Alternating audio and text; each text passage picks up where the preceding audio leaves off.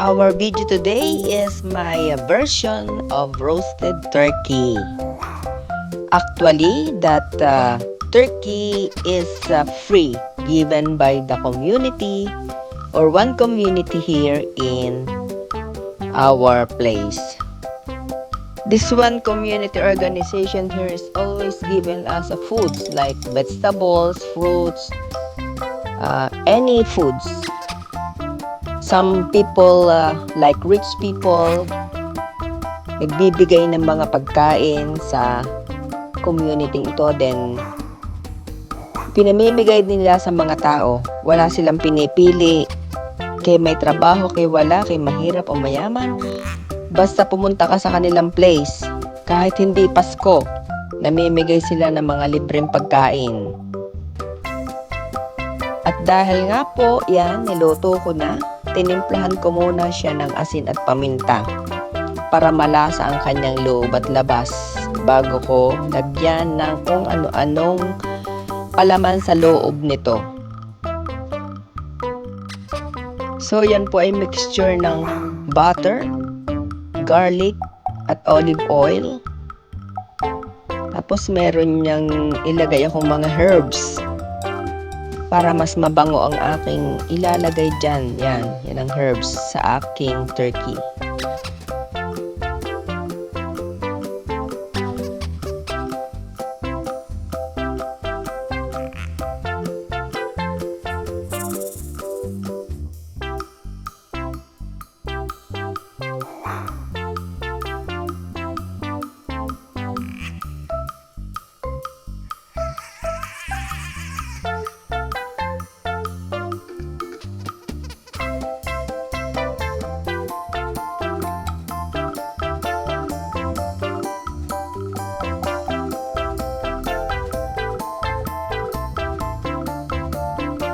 Yan po ang mixture ng butter na lahat ng mga ingredients na ilalagay ko po sa pagitan ng skin ng turkey at saka dun sa laman para mas malasa po siya kapag ibinake na. Yan, kita niyo po, may pagmamahal. Haplos ng pagmamahal. May timplang pagmamahal para mas masarap ang lasa.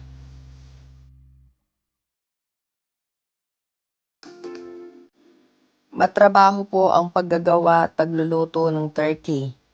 Para perfect ang sarap, kailangan talaga may haplos ng pagmamahal, may timpla ng pagmamahal para maging masarap at perfect ang lasa.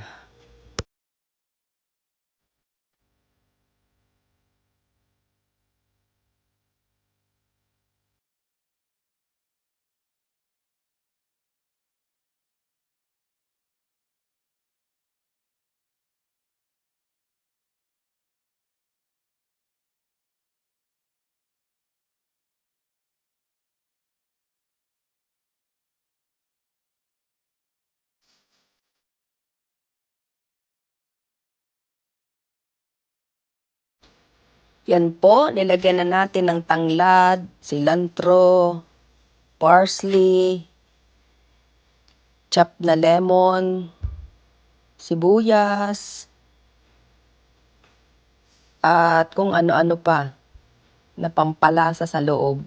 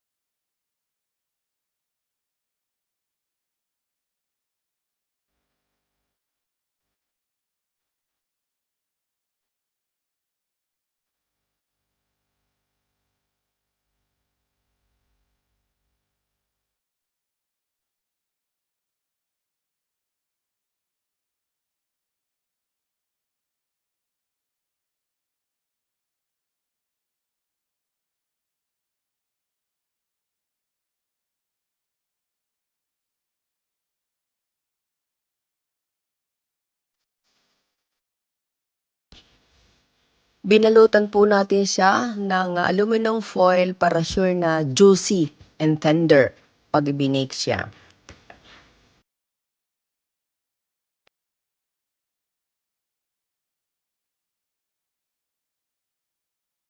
Matapos po nating ma-half cook at nagkaroon na ng katas yung turkey, inilagyan po natin sa ibabaw para mas malasa lalo siya. Tapos ibabalik natin ulit siya sa loob ng oven.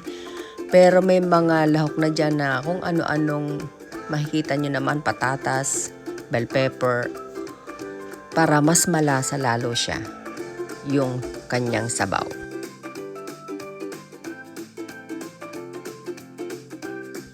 Yan po makikita nyo, napakaganda.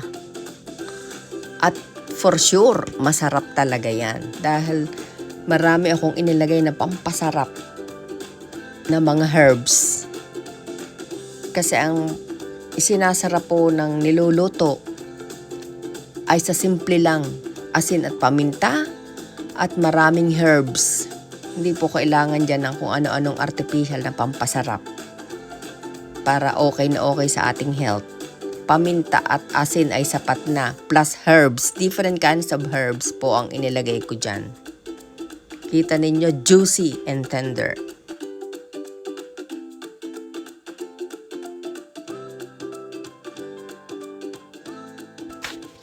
Yan po, natukso akong tikman. Napakasarap talaga. Promise. Very soft ang skin, pero crispy ang labas. Malasa. Sana lang, kung malapit lang kayo, lahat kayong nanonood, bibigyan ko. Dahil nga po sa sobrang laki, ay pinamigay ko din yan sa aking mga best friend na mababait din sa akin. Salamat po sa inyong pagwawatch. Sana po inyo akong isubscribe.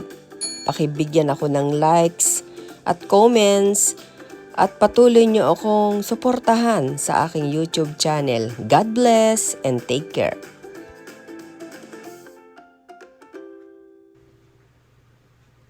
Dahil nga po yan, gusto kong tikman. Masarap. Tinikman ko. Malasa.